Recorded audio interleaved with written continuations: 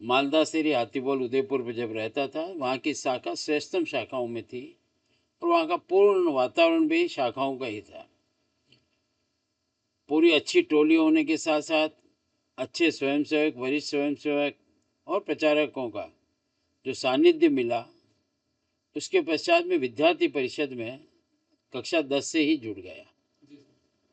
और आपको याद होगा उस समय का समय, जब 74, 75 से लेकर 77 तक का जो समय था, वो आपातकाल का प्रारंभिक दौर और अंत का दौर था। क्योंकि उस वक्त हमारे वहाँ पर पूरा वातावरण,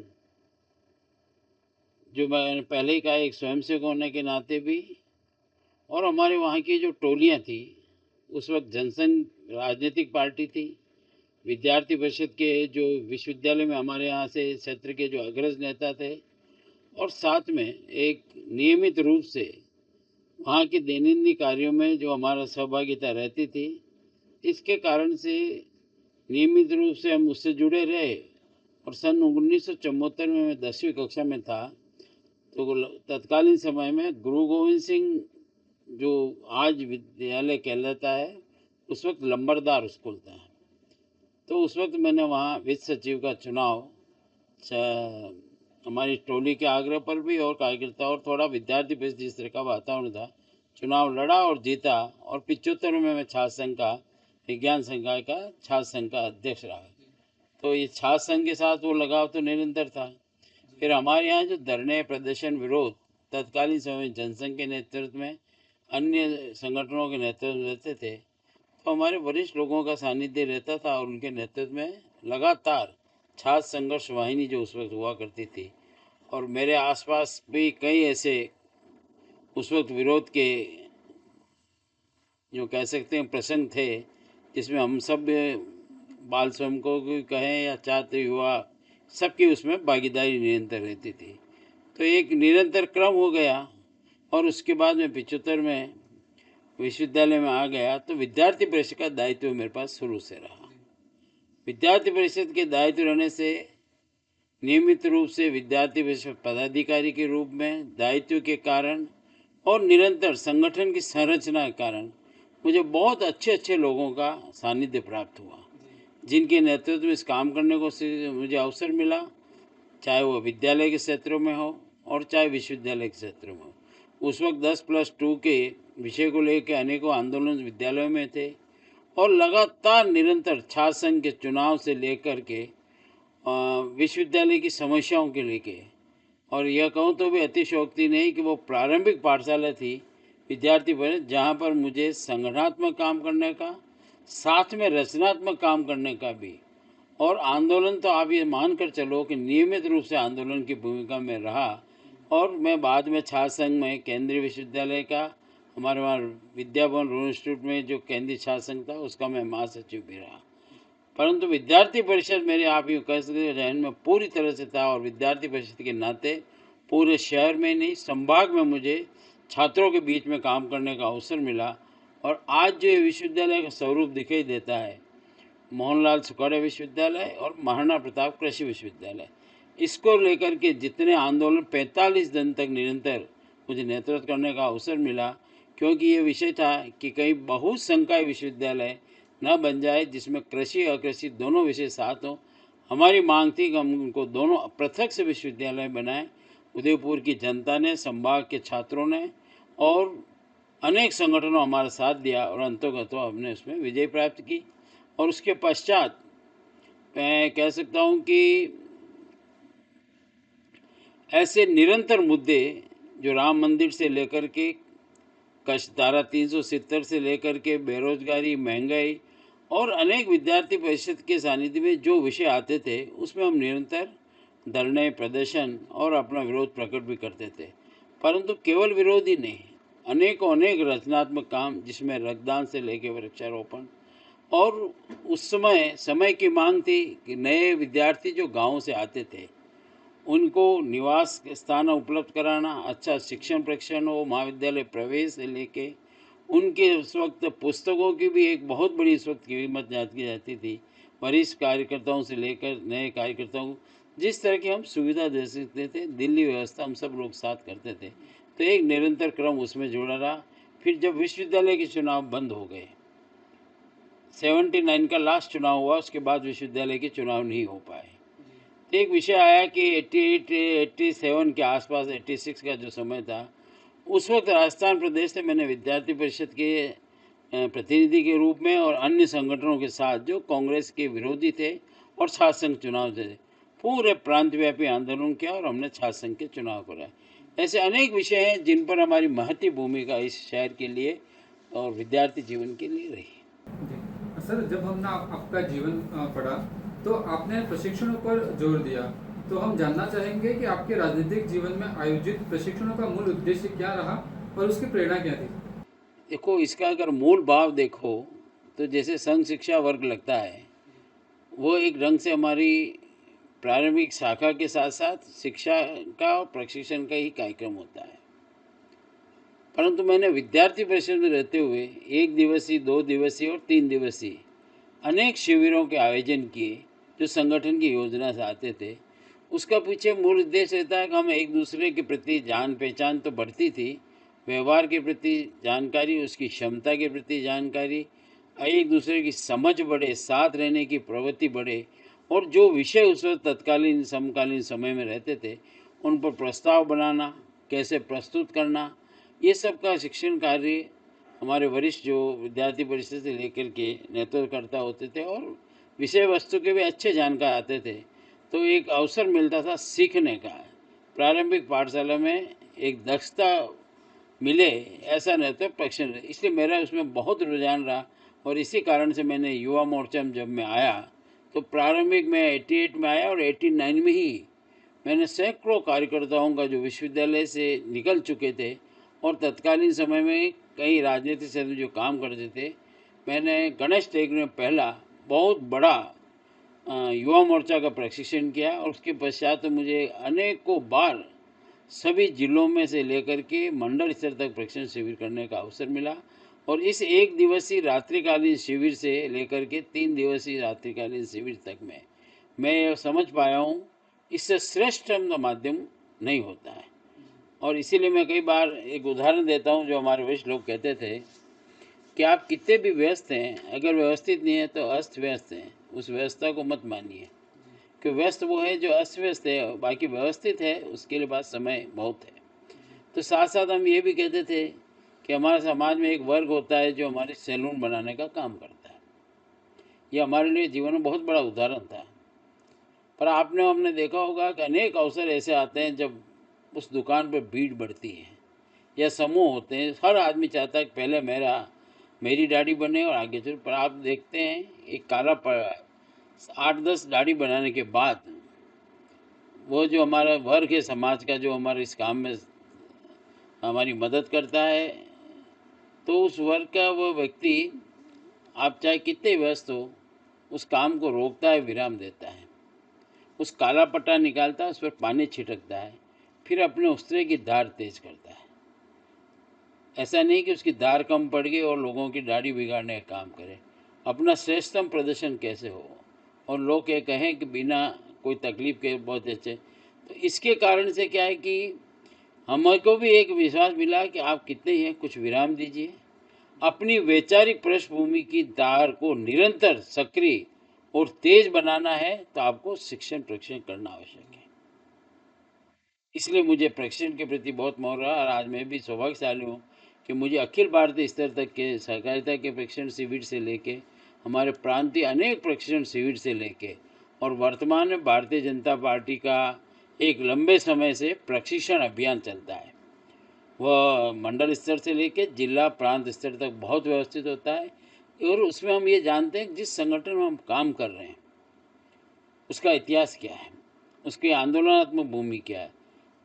हम राजनीति में आए तो सेवा के लिए आए हैं, उपयोग करें, उपभोग न करें।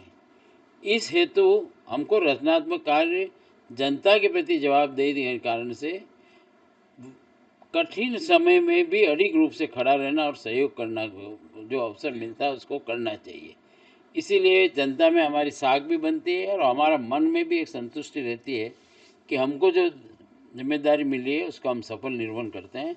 और साथ में जिस संस्था संगठन में आप काम कर रहे हैं उसकी आगामी कार्यक्रमों से लेके उसके आगे वैचारिक पृष्ठभूमि क्या है, क्योंकि अगर हमारी दिशा नहीं होगी तो दिशाएं दौड़ते रहेंगे।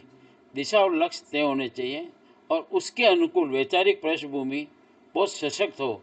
इसलिए प्रशिक्षण शिविर तो हमारे जीवन में बहुत महत्वपूर्ण भूमिका रखता है। सर, सार्वजनिक जीवन में रहते हुए परिवार और राजनीतिक जिम्मेदारियों के बीच आप संतुलन कैसे बनाते हैं? ये तो बहुत कष्टदायी काम है, इतना आसान नहीं है। कहने के लिए तो बहुत अच्छा है, परंतु इसमें वास्तविकता ये है कि इसमें न्याय हमको करना चाहिए। और वो तभी होता है जबकि आपकी कार्य पद्धति और जीवन शैली ठीक व्यवस्थित हो। अगर अस्त व्यस्त हैं तो व्यस्त ही व्यस्त हैं, परंतु व्यवस्थित होंगे तो इसमें भी आप परिवार के लिए समय निकाल सकते हैं। ये बात सही है कि आपके अनेकों अनेक कार्यक्रमों की रचना कारण से परिवार में कई बार आपकी उपस्थिति कम होने से टकराहट, मनमुटाव ये सब रहते हैं, परंतु परिवार भी धीरे धीरे सहयोग देता है, उसके बिना काम नहीं चल सकता। जी जी। परिवार का सहयोग महत्वपूर्ण है इसमें। हाँ, सर, राजनीति में अक्सर कहा जाता है कि व्यक्ति से अधिक महत्वपूर्ण पद और दायित्व होता है। इस विषय पर आपका क्या दृष्टिकोण है? देखो, व्यक्ति तो कभी भी विकार आ सकता है।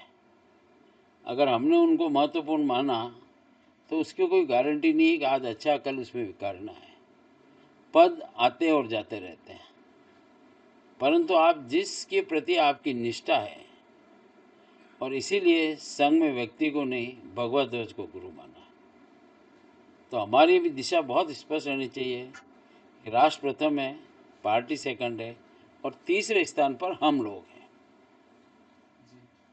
इसलिए अगर आपकी दिशा सही है तो आप जो वैचारिक पृष्ठभूमि है उस दिशा में आगे बढ़ते रहें। जी। सर, आज वर्तमान में अगर हम देखें तो राजनीति को अलग अलग नजर से देखा जा रहा है। तो सर, आपके अनुसार राजनीति का वास्तविक अर्थ क्या होना चाहिए? Party with reference Bharatiya Janata party ने एक लक्ष्य रखा कि हम राजनीतिक क्षेत्र में काम करते हैं, हम उन राजनीतिक पार्टियों की तरह व्यवहार न करें, न आचरण करें, या उसके लिए ऐसा प्रयास न करें जो केवल सत्ता के लिए हो। आपने देखा होगा कि भारतीय जनसंघ में तत्कालीन समय के जनसंघ के अध्यक्ष पंडित दीनदयाल उपाध्याय जी ने विश्व में सोचता हूँ पहले व्यक्ति होंगे जिन्होंने कभी भी सत्ता के लिए किसी तरह का समझौता नहीं किया। और उनका निरंतर यही कहना है कि संगठन जीतना चाहिए, व्यक्ति जीती है। अगर हमने व्यक्ति के साथ समझौता कर लिया तो विचारधारा को हम खत्म करेंगे। जो अस्थायी रहेगा स्थायी निर्माण नहीं करेगा। आज जो विराट स्वरूप दिखाई दे रहा है वो लंबी संघर्ष यात्रा, ऐतिहासिक उपलब्धियां उसी कारण से है क्योंकि हमने दूरदृष्टि रखते हुए, और उन्होंने इसीलिए एकात्म मानववाद की रचना की। रचना का मतलब ये था कि उन्होंने व्यक्ति को ये बताने का प्रयास किया कि जैसे व्यक्ति अपने बारे में सोचता है, अपने कष्ट को महसूस करता है, सुख में सब करते हैं, पर दुख के कष्ट को भी अगर वो महसूस करके पूरा शरीर एक में हो जाता है। यदि देश में किसी भी क्षेत्र में कोई भी समस्या है तो हमको पूरे राष्ट्र को एक बनाते अपनों को आगे बढ़ाना चाहिए। और इसीलिए एकात्म मानव के साथ दूसरा उन्होंने कहा था, एक दर्शन दिया कि दर्शन एकात्म मानववाद है तो लक्ष्य क्या है? लक्ष्य अंत्योदय है। अंत्योदय का ये मतलब हम राजनीतिक क्षेत्र में काम करेंगे किसके लिए? कि समाज के अंतिम छोर में जो व्यक्ति बैठा है, उपेक्षित महसूस करता है, पीड़ित महसूस करता है, मन में उसके कष्ट है, हर दृष्टि से सामाजिक आर्थिक दृष्टि से पीछे है, उस व्यक्ति के जीवन में भी एक अच्छा दीपक खिले। इसके लिए हमारी सामाजिक आर्थिक और वैचारिक पृष्ठभूमि उसके सहयोगी बने और वह भी व्यक्ति गर्व से कह सकते हैं कि मैं अपने स्वाभिमान से, स्वदेश प्रेम से और स्वावलंबन के कारण से आज सबके बीच में अग्रिम पंक्ति पर हूँ। दया से नहीं, हक से। सर, जनता की अपेक्षा और वास्तविक परिस्थितियों के बीच संतुलन कैसे बनाया जाता है? अगर आप दृढ़ इच्छा शक्ति रखेंगे तो थोड़ा समय लग सकता है, कष्ट हो सकता है, पर जनता आपके जब विश्वास करेगी तो हिंदुस्तान की जनता ने इस बात को कई बार साबित किया है कि सत्य कभी पराजित नहीं होता है। कष्ट भुगत सकता है, पर अंतोगत सत्य जीतता है। यदि नेतृत्व करता हम स्वयं अगर दिशाहीन होंगे तो फिर ये सब चीज़ें दूसरी हो जाएगी। सर, राजनीति में आलोचना और विरोध को आप किस नज़र से देखते हैं? देखो, आलोचना होना कोई बुरा ही नहीं, क्योंकि आपकी वैचारिक पृष्ठभूमि आपकी जगह है, और जिनको विरोध करना है वो विरोध करेंगे, और केवल विरोध के लिए जो पैदा होते हैं वो सवेरे से काम यही करते हैं। परंतु आपने देखा होगा हिंदुस्तान की राजनीति में ऐसे कई बुलबुले उठे, कई राजनीतिक पार्टियां उठी।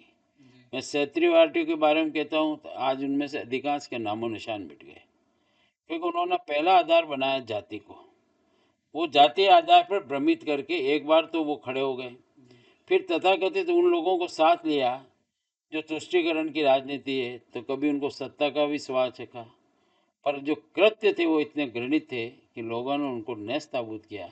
अभी आपने देखा होगा ऐसी जो पार्टियां थी, जो क्षेत्रीय पार्टियां थी पर नेशनल पार्टी में कोई समझती थी, आज वो राजनीतिक परिदृश्य से दूर हो गई। दूसरा, हम क्षेत्रीय पार्टी को भी क्या कहें, जो राष्ट्रीय पार्टी कहा करती थी कभी कांग्रेस के विकल्प के रूप में, बीच में जनसंघ जब आया उसके साथ साथ में कम्युनिस्ट पार्टियों का भी बहुत था, जो कभी पूंजीवाद अनेकवाद पर, कभी कोई समाजवाद, अनेक नारों के साथ पैदा तो होते थे। व्यवहारिक जीवन उनका बहुत दूर था, सत्यता थी नहीं। और जनसंघ के जमाने में हजारों कार्यकर्ताओं ने जीवन का समर्पण किया, केवल विचार पद की कभी अपेक्षा भी नहीं कि न पद मिला, जहाँ कहाँ वहाँ गए। हिंदी भाषी उत्तर भाषी कहा जाता था। संपूर्ण भाषाएं हैं जिन प्रांतों में, आज वहाँ भाजपा है। अनेक छोड़िए 22 राज्यों में भाजपा ने सरकारें बनाई है, 6 बार 6ठी बार केंद्र में सरकार है।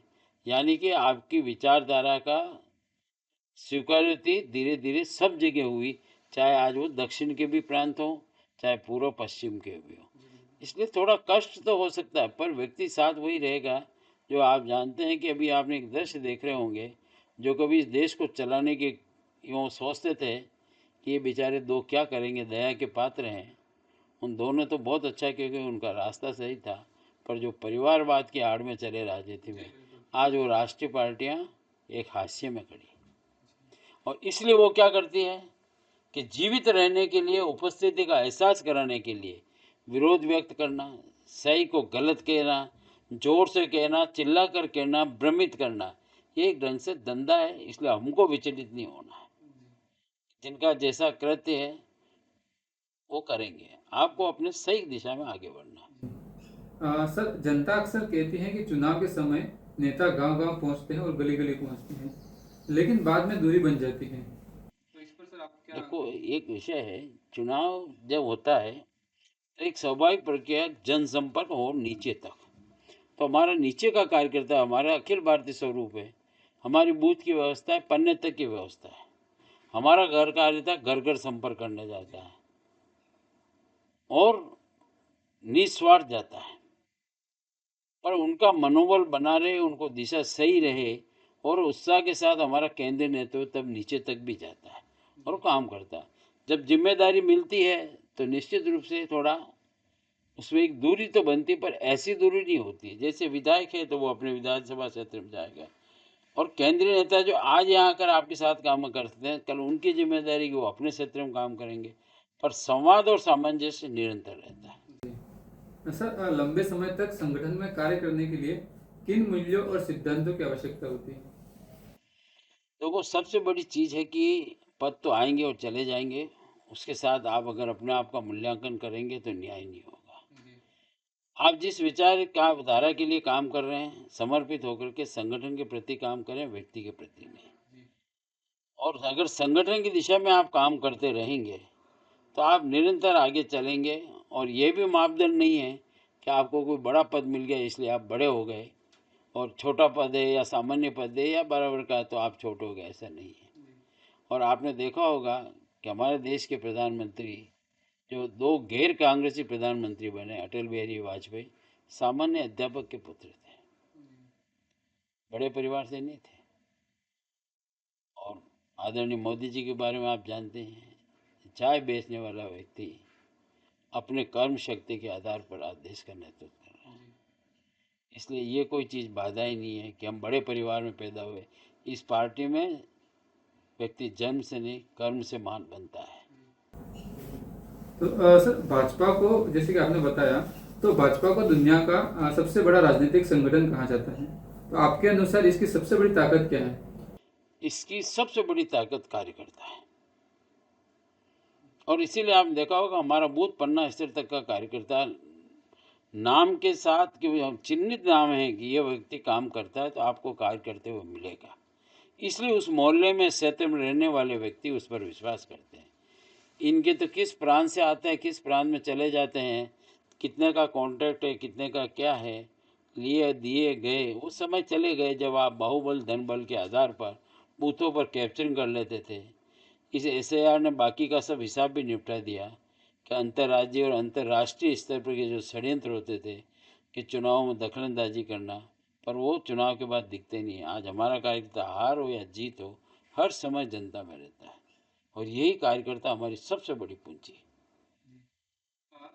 और एक शब्द और इसीलिए हम कहते हैं कि सब भूतपूर्व हो जाते हैं, वो चाहे प्रधानमंत्री से लेकर के नीचे सरपंच तक का पद हो।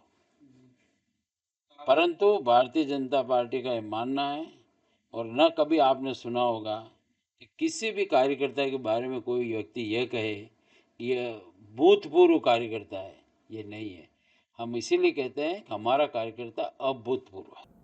सर आपका लगभग 10 से 15 वर्ष का सहकारिता क्षेत्र में आपका अनुभव रहा है। तो सहकारिता क्षेत्र में सरकार और संगठन के बीच तालमेल कैसे बनाया जा सकता है? वास्तविकता ये कि जब मैं युवा मोर्चा में काम करता था तब हमको महसूस होता था कि युवा शक्ति को इस क्षेत्र में आगे बढ़ना चाहिए, क्योंकि आर्थिक उन्नयन का और सामाजिक संतुलन का सबसे बड़ा मार्ग कोऑपरेटिव है, जिसका सबसे बड़ा तंत्र है, जिसकी आम आदमी को जानकारी नहीं है और इसका उद्देश्य पवित्र था। इसीलिए अनेक प्रांतों ने बहुत उन्नति की, बहुत सी कंपनियों ने भी बहुत, मतलब कह सकते हैं कि उस क्षेत्र के उस सदस्यों की आर्थिक उन्नति की सरकार के भरोसे नहीं, सहकारिता के। पर आपने देखा कालांतर में सहकारिता का राजनीतिकरण हो गया और सरकारीकरण हो गया और कांग्रेस ने एक नया सिद्धांत पैदा कर दिया, जो नेता उनका चुनाव हार जाता वो हारा हुआ व्यक्ति बेशर्मी की तरह दूसरे दिन आके उस संस्था की लोकतांत्रिक प्रक्रिया में बाधक बन जाता और सीधा मनोनीत होकर के उसका दुरुपयोग करता। और इसीलिए आम जन में ये एक दूरी आने लगी और इसके जो पवित्र उद्देश्य थे, यानी कि मूलभूत आवश्यकताओं की पूर्ति इसके माध्यम से होती है, उसमें वो बाधक बन गए, बनते बनते दलाल बने, लुटेरे बन गए और संस्थाएं अपवित्र हो गई। पर उद्देश्य आज भी पवित्र है। इसलिए मैंने सन 91 में ही युवा मोर्चा में रहते हुए पूरी युवा मोर्चा की टीम को सहकारिता में बुलाया और हमने पहली बार उपभोक्ता के क्षेत्र में चुनाव लड़े। सामान्य 2-2, 4-4 वार्डों के सदस्य बनाते, पर जनता ने हमारा साथ इसलिए दिया कि कांग्रेस के उन तथाकथित नेता जो कहीं वार्डों में जीत नहीं सकते, कहीं वो वहाँ के मनोनीत होकर के उन्होंने अपने परिवार के लिए उसको रोजगार का साधन बना दिया। परिवार के बच्चों को नौकरियां देनी, अनैतिक कार्य करना, लूटपाट, पर हमको विकल्प देकर के स्थान मिला। इसलिए एक लगातार यूँ कहें कि आप 90 से मैं इस क्षेत्र से जुड़ा हुआ हूँ और मुझे अखिल भारतीय स्तर तक भी इसमें प्रतिनिधित्व करने का अवसर मिला। सहकार भारती में राष्ट्रीय सचिव रहा, अनेक प्रकरणों में राष्ट्रीय पदाधिकारी रहा, अनेक प्रांतों का प्रभारी रहा और लंबे समय से राजस्थान की भारतीय जनता पार्टी में महासचिव, बीच में प्रभारी और वर्तमान में प्रदेश का संयोजक हूँ। तो मैं ये कह सकता हूँ हर व्यक्ति यदि सहकारिता से जुड़ जाएगा तो मैं सोचता हूँ वह भी अपने प्रति भी न्याय करेगा, परिवार को भी लाभान्वित करेगा। और इसी कारण से कि सहकारिता जो आज स्थान वापस पुनर्जीवित होकर के जनता बना है, उसमें आदरणीय मोदी जी का बहुत बड़ा योगदान। सर सहकारिता प्रकोष्ठ का मूल उद्देश्य क्या है और यह समाज के लिए किस प्रकार कार्य करता है? सहकारिता प्रकोष्ठ भारतीय जनता पार्टी का एक प्रकोष्ठ है। भारतीय जनता पार्टी के मोर्चों के साथ साथ कुछ ऐसे विषय हैं जो राजनीतिक क्षेत्र में संलग्न होने चाहिए, उनको हम कुछ सहयोग कर सके और वह विचारधारा नीचे से आए। तो अनेक प्रकोष्ठों की रचना है हर क्षेत्र में और उनके अखिल भारतीय स्तर तक के तंत्र खड़े किए। उसमें एक सहकारिता भी है, पंचायत भी है, नगर निकाय भी, बहुत से प्रकोष्ठ हैं इंजीनियरिंग क्षेत्र में है, अभियांत्रिकी क्षेत्र में है। तो हमको क्या है कि मुझे सहकारिता का जब ये अवसर मिला, बाद में मैं डायरेक्टर बना, चेयरमैन भी बना और अनेक संस्थाओं में डायरेक्टर मिलने का अवसर मिला। तो आज सहकारिता प्रकोष्ठ का सबसे बड़ा काम है, दो तरह के वर्ग हैं, एक कृषि क्षेत्र से जुड़ा हुआ है, एक वह जो कृषि नहीं करते, अकृषि क्षेत्र से जुड़े हुए हैं।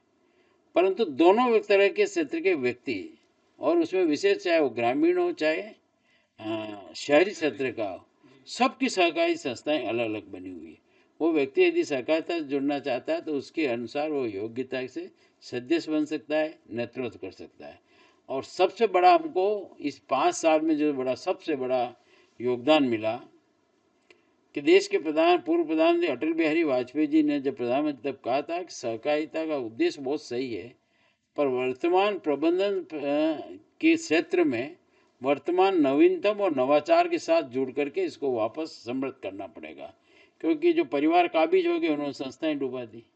उसको मोदी जी ने बहुत आगे बढ़ाया। आज आपके चैनल के माध्यम से आभार व्यक्त करता हूँ कि देश का पहला सहकारिता मंत्रालय आदरणीय नरेंद्र जी मोदी जी ने 5 साल पूर्व बनाया, और वह भी ऐसे व्यक्ति के हाथ में कमान दी जो व्यक्ति अपने गांव की दूध से लेकर के ग्राम सेवा सहकारी समिति में कार्यरत रहा, अध्यक्ष रहा, फिर जिला बैंक के अंदर डूबे हुए बैंक को श्रेष्ठतम बैंक में लाके खड़ा किया, और आदरणीय अमित शाह जी को उन्होंने देश का पहला सहकारिता मंत्री बनाया।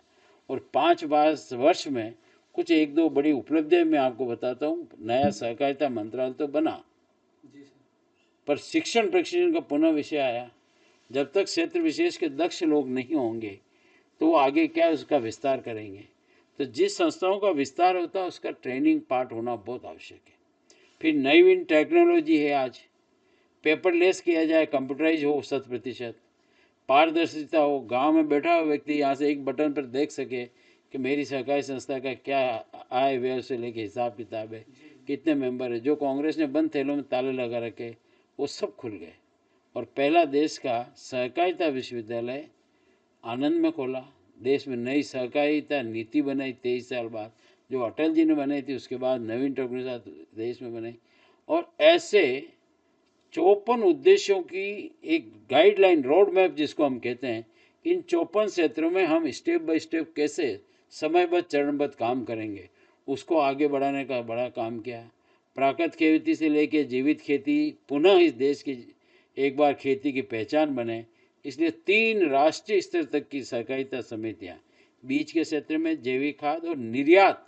या निर्यात का मतलब हमारा अपना प्रोडक्ट जो चाहे गांव में हो उसको कैसे तो संग्रहण करना, उसको कैसे पहचान देनी, ब्रांडिंग करना, विपणन करने के माध्यम से लेकर के निर्यात में हम आगे बढ़ें, हम विदेशों से न मंगाएं, हमारा गांव का भी प्रोडक्ट बाहर जाए और गुणवत्तापूर्वक जाए।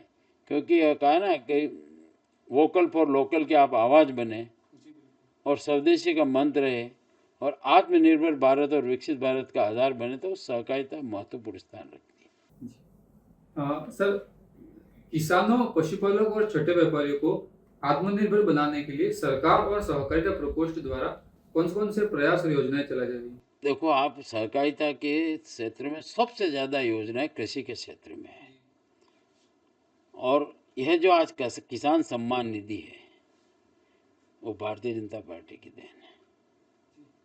किसान कार्ड अटल बिहारी वाजपेयी जी की पहली बार प्रारंभ किया था। यानी कि जैसे हम अपने खाते की पासबुक रखते हैं, तो मेरी खेत की पासबुक भी रहे, और जिस संस्था से मैं जुड़ा हुआ हूँ उस संस्था का हिसाब किताब भी स्पष्ट रहे। क्योंकि यहाँ लोगों ने इतने वर्षों तक दोहन किया है जिसकी आप कल्पना नहीं कर सकते। एक ट्रैक्टर को 10 बार दृश्य बदल करके, फोटो बदल करके, पुराने ट्रैक्टरों को लेकर के जिस तरह से भूमि विकास बैंकों के अंदर ट्रैक्टरों पर लोनिंग की, जिस व्यक्ति को पता नहीं कि मेरा हस्ताक्षर है, उसके लोन चल रहे हैं, सब्सिडी उठा ली, वापस हस्ताक्षर कर दिया, इतने घृणित काम किए, इसलिए आज वो सब बैंक बंद और घाटे के कगार पर खड़े हैं। क्योंकि आप वहाँ जाकर पूछोगे तो व्यक्ति को बताया कि मालूम चलेगा इस नाम का वह व्यक्ति ही नहीं है। और यदि व्यक्ति मिल गया तो वो ये कहेगा कि मेरे तो हस्ताक्षर नहीं और मैंने कभी लोन नहीं लिया। इसलिए पनाह मिल गई, परिवारवाद बढ़ते गए, राजनीतिक संरक्षण बनता गया। उसको पूर्ण पारदर्शिता के लिए कृषि के क्षेत्र में अनेक आज नवाचार की सहकारी समितियाँ काम करती है, हमारे बैंक अच्छा काम करते हैं, जहाँ हिसाब किताब किसान का क्लियर रहता है। क्रय विक्रय सहकारी संस्थाएं हैं जहाँ पर नीचे के तहसील स्तर तक रहता है। और गांव में ग्राम सहकारी सेवा समिति यानी कि GSS जिसको हम भाषा में कहते हैं। और अपना ये आदिवासी बहुल क्षेत्र है, इसमें एक नई व्यवस्था है। लैम्स पैक्स अपनों कहते हैं GSS को, प्राइमरी एग्रीकल्चर कोऑपरेटिव सोसाइटी।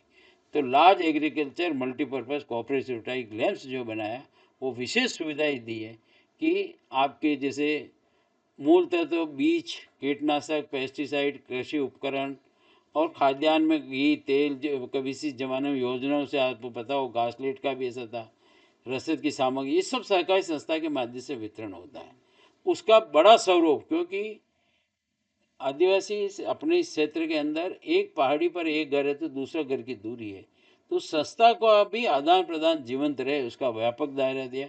कुछ विशेष छूट दी, ये सामग्री भी आप रख सकते हो, कुछ विशेष अनुदान दिए। तो हमारे यहाँ कृषि के क्षेत्र में बहुत हुआ। पशुपालन की आज हमारी, आपको जानकर आश्चर्य होगा कि विश्व में आज हम, अगर यही पशुपालक हैं जिनके कारण से विश्व में आज सबसे अधिक दूध उत्पादन यदि कहीं होता है तो वो भारत में होता है। ये सबसे बड़ी उपलब्धि है। और जो चीज़ आपकी स्वदेशी स्वाभिमान और स्वावलंबन की झलक रखती है, और आज की भी इसी क्षेत्र के अंदर आपने देखा होगा अमूल जो ब्रांडिंग है, अमूल जिस क्षेत्र में है और जिसका उसका व्यापक क्षेत्र में, वो सरकार के भरोसे कहीं भी नहीं है। सबका स्वाभिमान है। महिलाओं की सहकारी समितियां हैं जो स्वयं चलाती है और दूध का उत्पादन करती है। रेल में दूध आता और जाता है, तो आप सोच सकते हैं कितना उत्पादन और कितनी आवश्यकताएं होती होगी, जिसकी पूर्ति पूरे भारत में करता है। और कोई भी बहुराष्ट्रीय अंतर्राष्ट्रीय कंपनी कई ने प्रयास किए, पर सब घुटने टेक के वापस लौट गई। अमूल को कोई पछाड़ नहीं सका। ये सहकारिता की उपलब्धि। जी सर, जैसे कि आपने उपलब्धियों की बात कही, तो सर आज सहकारिता क्षेत्र के सामने सबसे बड़ी चुनौतियां क्या है? सबसे बड़ी चुनौती है कि एक तो इसकी खुली सदस्य, पहला सिद्धांत है खुली और स्वैच्छिक सदस्यता। पर सबसे बड़ा ताला कांग्रेस के राज में इसी पे था। कोई भी व्यक्ति जब ज़्यादा तब कहते हैं सहकारी सदस्यता बंद है, वही लिमिटेड 5, 50, 100 लोग अपने। और जो लोग आज से 50 साल पहले मृत हो गए, वो भी अभी तक सदस्यता में चल रहे हैं, कई फर्जी सदस्यता चुनाव जीतने के लिए। सबसे बड़ी चुनौती है कि मतदाता सूची को ठीक किया जाए और प्रयास ये किया जाए कि हर पंचायत में सहकारी संस्था हो, जिसके लिए बारंबार अमित शाह जी कहते हैं ये होना बहुत आवश्यक है। और उसका 100% कंप्यूटराइजेशन हो। 65,000 से ज़्यादा कोऑपरेटिव सोसाइटी का कंप्यूटराइजेशन पूरा हो गया है।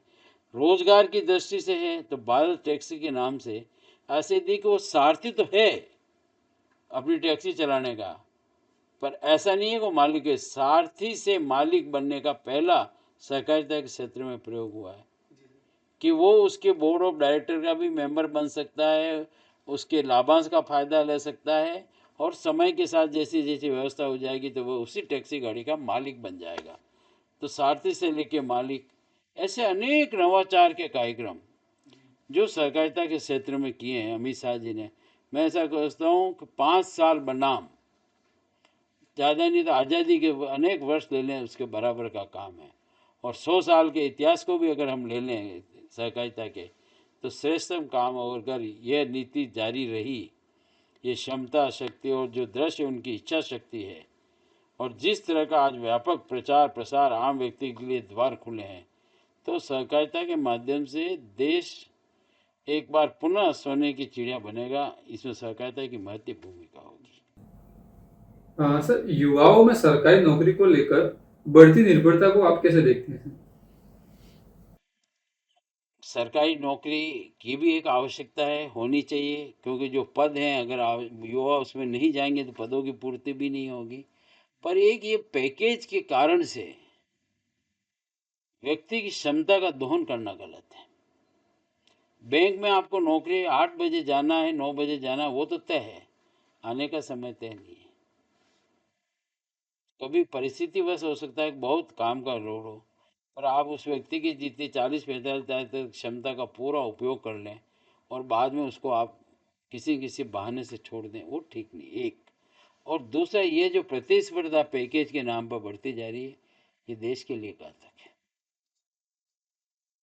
क्योंकि आम व्यक्ति के बीच में और दोनों के बीच में जितनी खाई गहरी बढ़ती जाएगी, तो फिर उसमें वो एक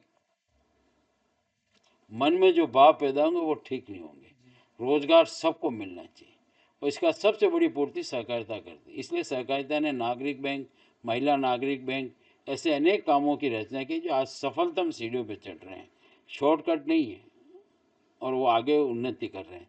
तो रोजगार के लिए, युवाओं के लिए तो बहुत बड़ा साधन है कि नवाचार में आपको बताता हूँ, बहुत बड़ा कॉन्ट्रैक्ट है, आप और हम नहीं ले सकते हैं कि भाई उसी ठेके की शर्तें बहुत है। यदि सहकारी संस्था हो, इलेक्ट्रिक के क्षेत्र में इलेक्ट्रिशियन, सुथारी के क्षेत्र में जो सुथारी काम, सुनारी, लोहारी, जो जिस क्षेत्र के, हम अगर 10 मित्र हैं उसी एक ही क्षेत्र के इस काम करते हैं, तो एक समूह बनाकर हम बड़े काम को कर सकते हैं। तो हमको एक अवसर मिला है, मतलब लघु उद्योग से बड़े उद्योग की ओर बढ़ने का। ये सहकारिता इसमें ताकत देता है, मदद देता है, सरकार व्यवस्थाएं देती है। और आज जो कह सकते हैं कि हम अनेक क्षेत्रों में आगे बढ़ रहे हैं, उसके पीछे कारण भाव यही है। तो सर, आप युवाओं को क्या संदेश देना चाहेंगे जो समाज और राष्ट्र निर्माण में अपना योगदान देना चाहते हैं? मैं प्रत्येक युवा से आह्वान करता हूं, अपने कुछ न्यूनतम योगदान की भूमिका अवश्य रखें। फिर जैसे जैसी समृद्धि और क्षमता बढ़ती जाए उसमें योगदान देते जाएं। आज आप 18 वर्ष के हैं तो एक नियम बनाएं कि मैं प्रति वर्ष में 2 बार रक्तदान दूंगा। देश के प्रति बहुत बड़ा योगदान है। अगर रक्तदान के अभाव में यदि कोई व्यक्ति मरता है तो आपके, हमारे लिए, सबके लिए कलंक है ना। ना इसमें कोई जाति का, वर्ग का, भेद का, किसी तरह का प्रश्न नहीं है।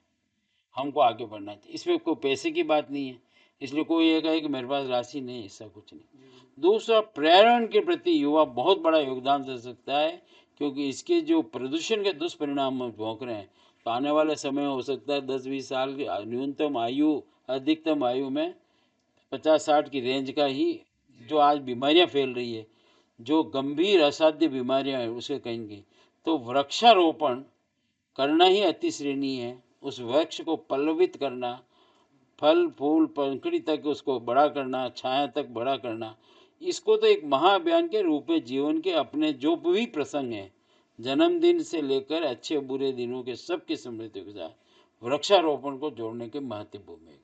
तीसरा जो मैं कहता हूँ, स्वच्छता का जो मोदी जी ने एक गुरु मंत्र दिया है, वो केवल अपने लिए या दिखावे के लिए नहीं है। हम घर रहते हैं, बहुत स्वच्छ रहते हैं, और आपने देखा होगा बड़े बड़े अधिकारियों कमरे में जाएंगे, आपको इतनी स्मेल आएगी कि क्या व्यवस्था है। क्योंकि वो ये सोचते हैं कि लोग आएंगे और सफाई करेंगे। ठीक, सफाई व्यवस्था सफाई की जगह है, क्या हम कुछ न्यूनतम अपनी उसमें तय नहीं कर सकते? जहाँ उठाया कागज़ फाड़ के फेंक दिया, तो टेबल साफ नहीं है तो हम बैठे हुए हैं। हम भी एक समय निकाल करके स्वच्छता में उसमें सहभागी बने। अगर मैं, मेरा ऑफिस, आप अपना ऑफिस, ये अपना घर, वो अपना घर स्वच्छ रखेंगे, पूरा देश स्वच्छ। कूड़ादान नहीं बनाना इसको। विदेशी ये ना कहें कि यहाँ जगह जगह ढेर पड़े, ये कहें कि सफलता है, स्वच्छता। ऐसे कुछ पायदान अगर हम बनाते जाएंगे तो युवाओं का योगदान है। दूसरा, केवल और केवल पैकेज की आड़ में अपने देश को मत भूलो। जिस देश की हवा पानी में हम जीते हैं, जिस माटी से हम बड़े हुए हैं, उसके प्रति भी कुछ कर्ज निपटा। कर्ज हम पर जितना कर सकेंगे उतना। और ऐसी ताकतों का साथ मत दो जो देशद्रोही हैं, और यानी आपके धन से वो देश के गद्दारों को पनाह दे रहे हैं। ऐसी ताकतों का कतई उसमें साथ देने की आवश्यकता नहीं है। कुछ कष्ट भी देखना पड़ जाए तो कोई बात नहीं, पर गद्दारों को, जो इस देश के प्रति देश में रहकर गद्दारी करते हैं या वैचारिक दृष्टि में अपनी उपस्थिति व्यवसाय करने का काम करते हैं, वो उनका कतई साथ देने की आपको आवश्यकता नहीं है। हाँ सर, जैसे कि आपने बताया अभी, तो जंतर मंतर पे अभी वर्तमान में जो आंदोलन हुआ, तो वो आप किस नज़र से देखते हैं? पहला शब्द तो कॉकरोच। मतलब आप देखिए राजनीति का क्या दृश्य हो गया। शब्दों के साथ किसी विषय को लेकर खड़ा हो जाना, हंगामा करने में अपना मकसद रखना, और साथ में युवाओं को भ्रमित करना। हो सकता है आपका कोई विषय अच्छा भी होगा, कौन आप पर विश्वास करेगा? जितने गंदे पोस्टर, गालियां इस बार लगी है, ये भारत का युवा नहीं कर सकता। जिस काम को जिन्होंने कराने का प्रयास किया, वो असली दोषी है। दूसरा, आप केवल किसी दूसरे के इशारों पर भ्रमित होकर के किसी के खिलाफ वातावरण बनाओ, वो लंबे समय ये सब शॉर्टकट है। कितने राज्यों में इस परीक्षाओं में जो पेपर लिख के काम हुए, आज वो वहाँ उपस्थिति क्यों नहीं दे रहे हैं, वहाँ आंदोलन क्यों नहीं ले रहे, इसके पीछे क्या कारण है? इसका मतलब आप किसी दूसरी ताकत के आधार पर, दूसरों के पैसों के आधार पर, दूसरे के इशारों के ऊपर और देश की एकता और अखंडता को और बढ़ते हुए भारतीय जनता पार्टी के प्रभाव को रोकने का काम कर रहे हैं। क्षणिक भ्रमित हो सकते हैं पर दीर्घ भ्रमित नहीं होंगे। युवा भी वापस अपने काम पर लगेंगे और जैसा दृश्य भगवान न कराए, जो तख्तियाँ थी, कम से कम उनके परिवारजन देखें कि उन्होंने क्या संस्कार दिए और क्या देश की संस्कृति है। बेटियों के हाथ में आप ऐसी तख्तियाँ दे रहे हैं जिस पर कहने लिखिए, इससे घृणित कार्य कौन कर सकता है? ऐसे घृणित का देश के गद्दारी कर सकते। जी बिल्कुल हाँ सर, वर्तमान में उदयपुर में नगर निकाय के चुनाव आ रहे हैं जी। तो सर उसको लेकर आपके क्या तैयारी या रणनीति अपन कैसे? यहाँ आपने देखा होगा लगातार 6 बोर्ड भारतीय जनता पार्टी के बने हैं और जनता ने अपार स्नेह और प्यार दिया और उसके हिसाब से भारतीय जनता पार्टी ने खूब अनेक अच्छे कार्य किए हैं।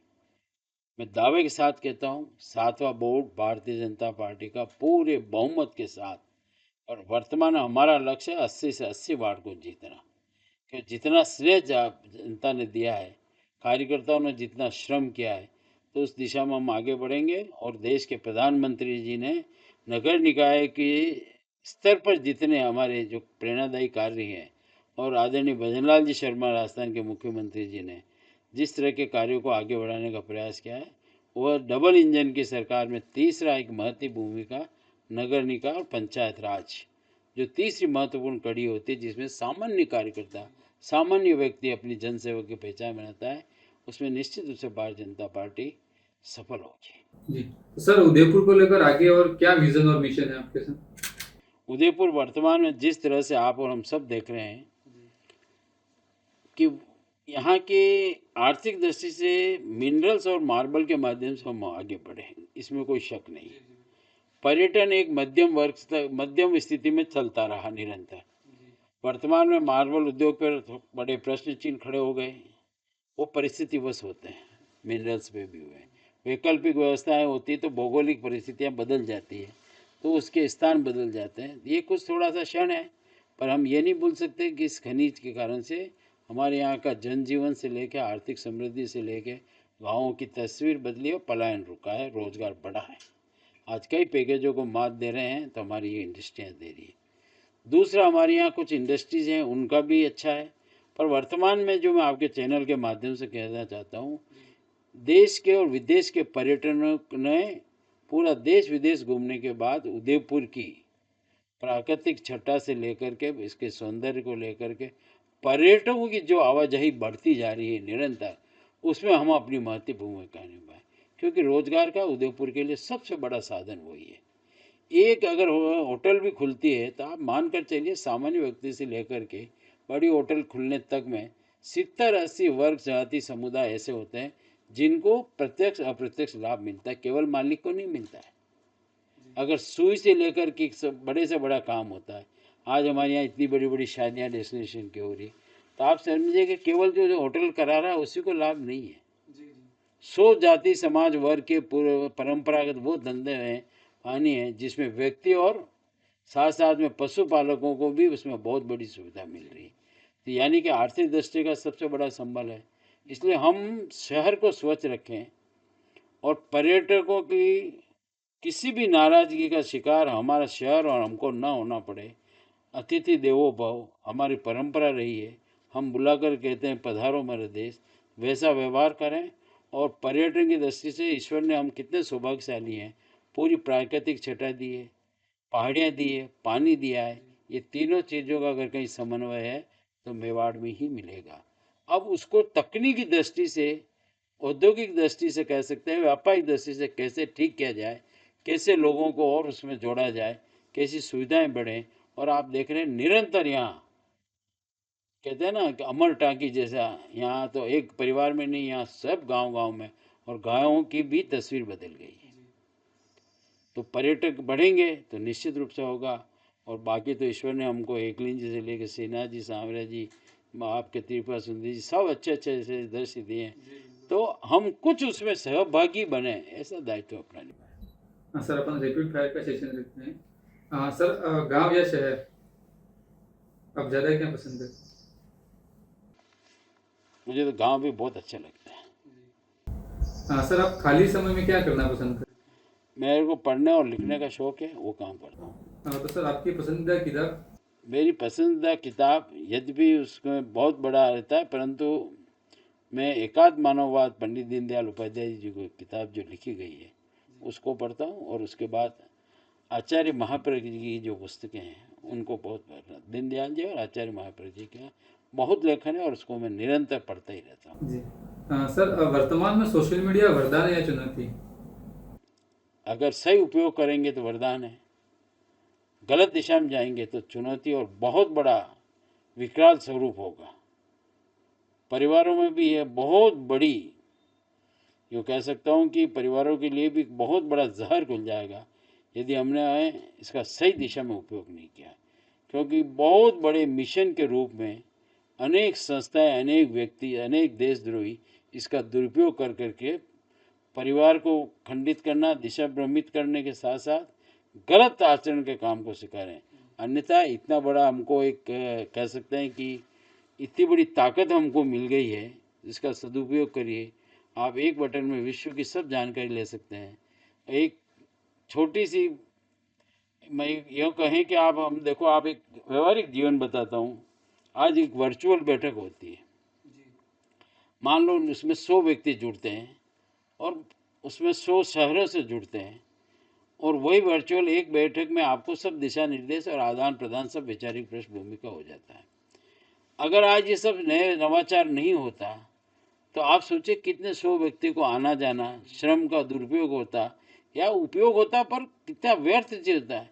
आज आप घर बैठे पूरे विश्व की जानकारी ले सकते हो विद इन सेकेंड आपको। और इससे आपसे ज़्यादा तो आपके जो पोते पोते दोते होते हैं ना, वो इतने तेज हो गए, वो आपको बता देते हैं कि गूगल कहाँ लगाना, क्या दिखाना, पूरा विश्व दिखा देते हैं। तो अगर आप जानकारी के क्षेत्र में बहुत बड़ी उपलब्धि है, दिशा सकारात्मक होनी चाहिए। सर, आपके जीवन में सबसे प्रेरणादायी व्यक्ति कौन रहा? मेरे पिताजी। जी। सदैव उनका 54 वर्ष की आयु तक रहे वो, और उन्होंने मुझे सदैव सभी परिस्थितियों में सदैव आशीर्वाद दिया, आगे बढ़ाने का काम किया। सर, आपका बहुत ही व्यस्ततम समय रहता है, उसमें से सर आपने द संदीप शो को समय दिया, सर उसके लिए सर आपको बहुत बहुत धन्यवाद। आपका आभार इसके लिए।